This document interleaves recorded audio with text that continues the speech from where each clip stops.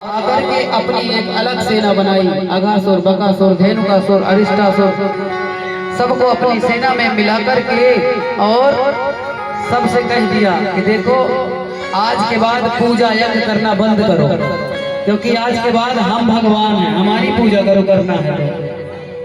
सबको समझा दिया कि पूजा नहीं करना।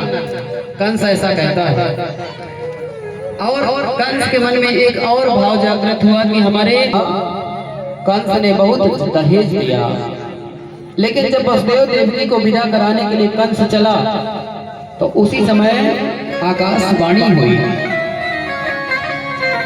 पथि प्रगहिणं कंसमाभास्य शरीरम् अस्यास्तमो गर्भो हन्ताया बहवे बुधम्। आकाशवाणी हुई, अरे कंस, जिस देवकी को तुम विदा कराने के लिए जा रहे हो इसका अष्टम गर्भ तुम्हारा काल होगा, इसका अष्टम गर्भ तुम्हारा काल होगा। ऐसा आकाशवाणी हुई। कंस ने जब उस आकाशवाणी को सुना भयभीत हो गया। अच्छा, मेरे काल को जन्म देगी देवकी, लेकिन मैं अपने काल को जन्म देने वाले को छोड़ूंगा नहीं।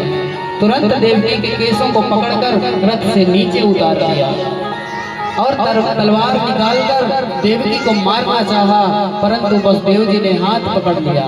अरे राजन, ये कृत्य आपको शोभा नहीं देता।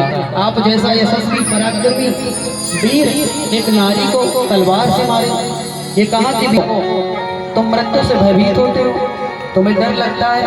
आप जैसा वीर पुरुष एक नारी को मारे। तो कंस कहने लगा, देखो ये भाषण मत दो, मुझे ये बताओ कि जो इसका अष्टम गर्भ मेरा काल होगा इसका उपाय क्या। वसुदेव जी कहते हैं, देखो तुम्हें देवकी से कोई भय नहीं, अगर भय है तो इसके पुत्रों से है। तो मैं आपको वचन देता हूँ कि देवकी के जितने भी पुत्र होंगे, देवकी के जितने भी पुत्र होंगे,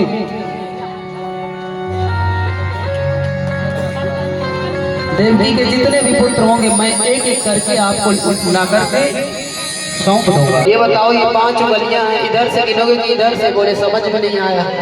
तो बोले ना, ये विष्णु की माया है, 8वां पहला हो सकता है और पहला 8वां हो सकता है। अगर छोड़ दिया तो गड़बड़ हो जाएगा।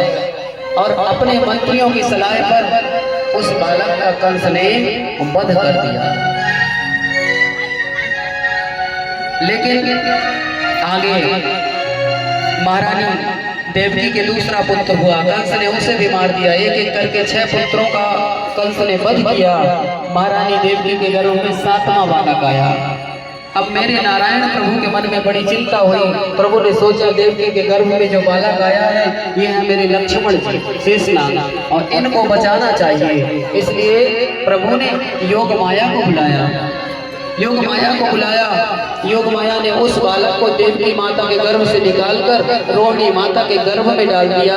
इसलिए वो दोनों माताओं का पुत्र हुआ, पहले देवकी माता का, फिर रोहिणी माता का।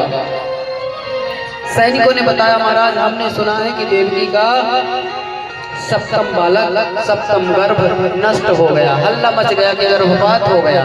कंस को लगा कोई बात नहीं, मुझे बार बार मारना पड़ता है, अपने आप मर गया, ये तो बहुत अच्छा हुआ। बड़ा प्रसन्न हुआ। और अब हमारे कन्हैया जी आएंगे। अब 8वां बालक आने वाला है, माता देवकी के गर्भ में 8वां बालक आ रहा है। यही है मेरे गोपाल जी। देवताओं को जब पता चला कि भगवान का अवतार होने वाला है, सब देवताओं ने मेरे गोविंद का मंगलमय स्तवन किया।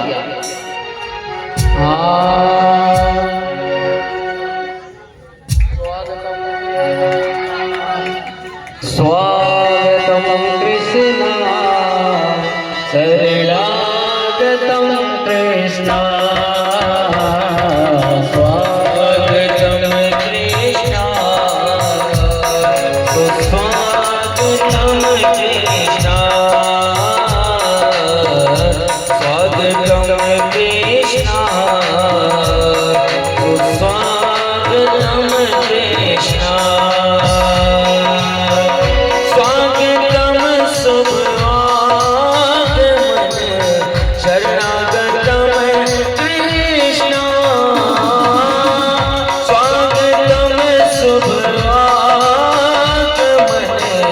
शरणागतम कृष्ण